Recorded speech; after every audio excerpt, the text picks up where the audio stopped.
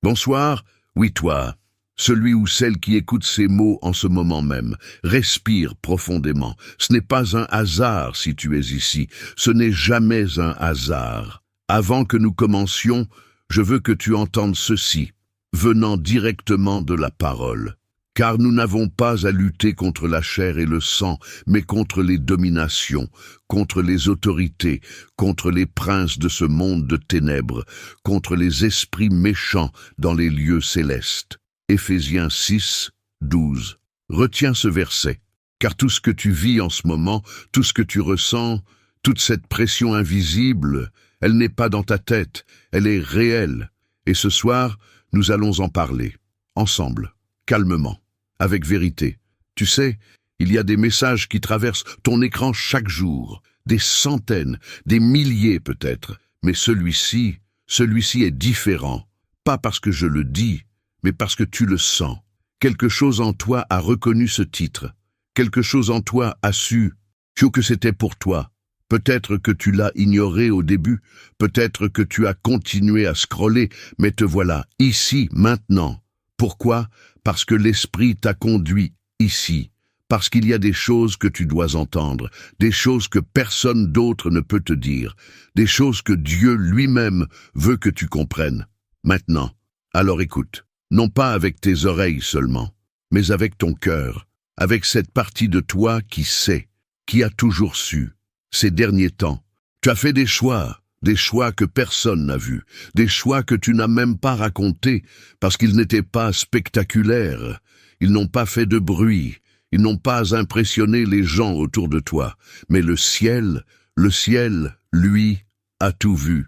Ce moment où tu as choisi le silence au lieu de la vengeance, ce moment où tu as pardonné sans même le dire à voix haute, ce moment où tu as décidé de ne pas répondre, de ne pas riposter, de ne pas te justifier, alors que tout en toi criait de le faire.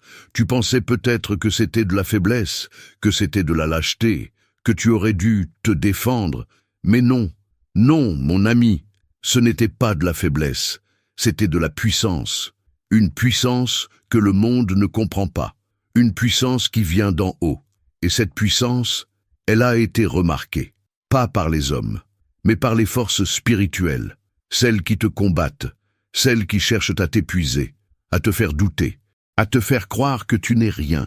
Mais ce jour-là, quand tu as choisi la paix au lieu de la guerre, quand tu as choisi le silence au lieu du chaos, elles ont vu quelque chose en toi, quelque chose qui les a terrifiées. Laisse-moi te décrire quelque chose, peut-être que tu te reconnaîtras. C'est tard le soir, tout le monde dort. Toi, tu es là, seul, avec tes pensées, avec tes doutes, avec cette sensation que quelque chose cloche, que tu devrais être plus loin, plus fort, plus avancé.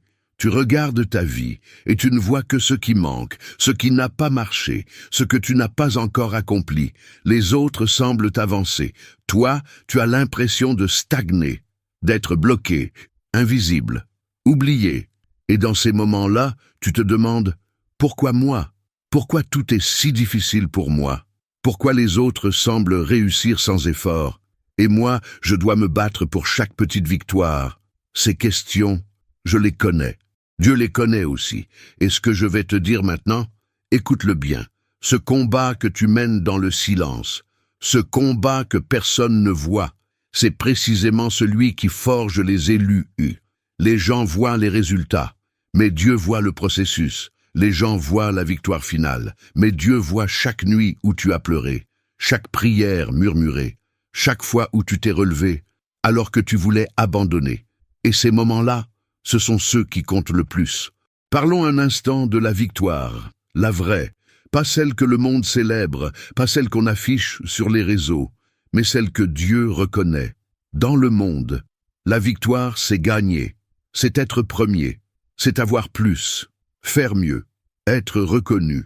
Mais dans le royaume, la victoire, c'est autre chose. La victoire, c'est rester fidèle quand tout s'effondre. C'est pardonner quand on t'a brisé. C'est aimer quand on t'a haï. C'est croire quand tout dit d'abandonner. Tu comprends? Tu es déjà en train de gagner. Même si tu ne le vois pas encore, même si tu te sens fatigué, même si tu doutes.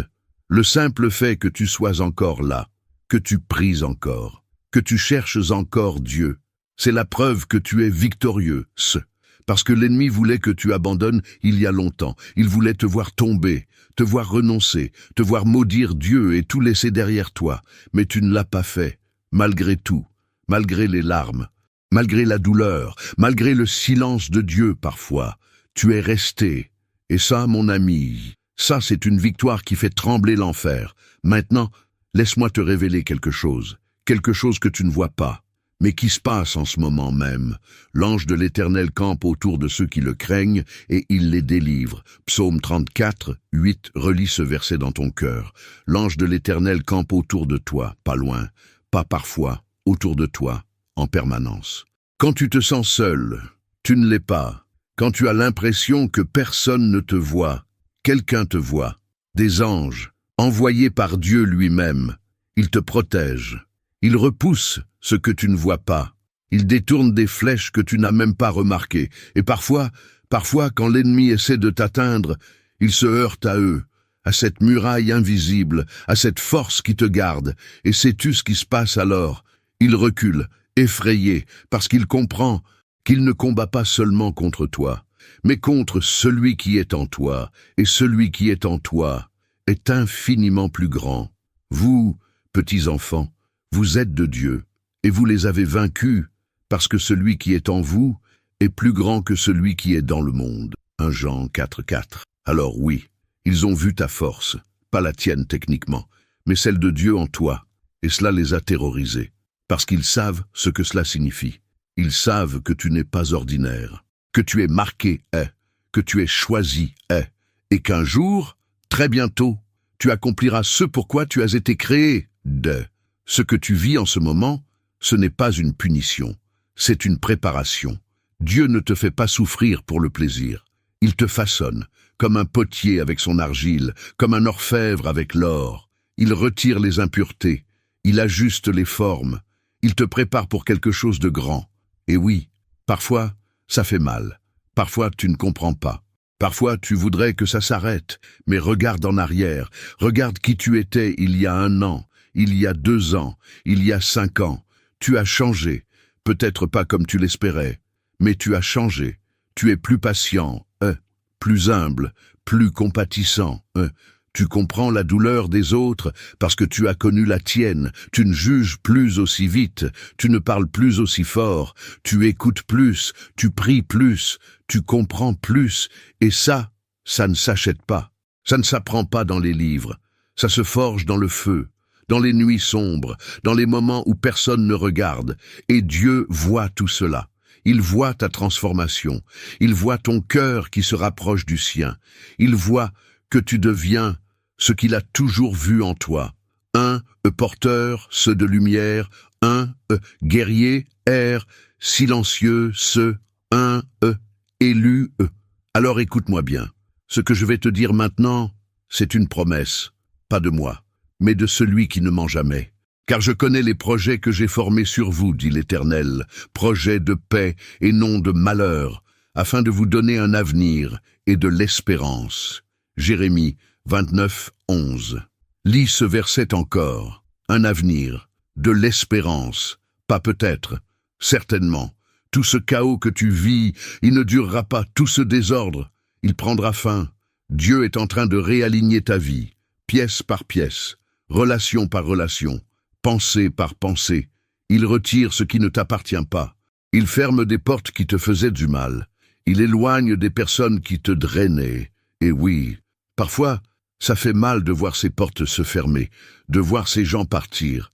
Mais fais confiance au processus, car ce qui vient, ce qui est en train de s'aligner, sera exactement ce dont tu as besoin, pas ce que tu voulais, mais ce dont tu as besoin.